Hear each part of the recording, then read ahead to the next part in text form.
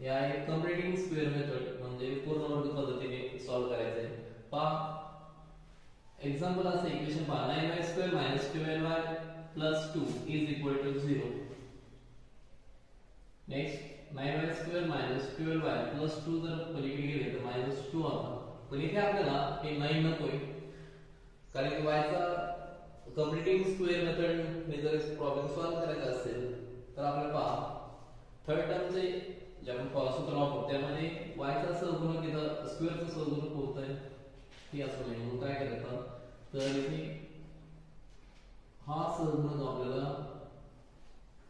काढून टाकायचा असेल तर इथे गुणाकारात 9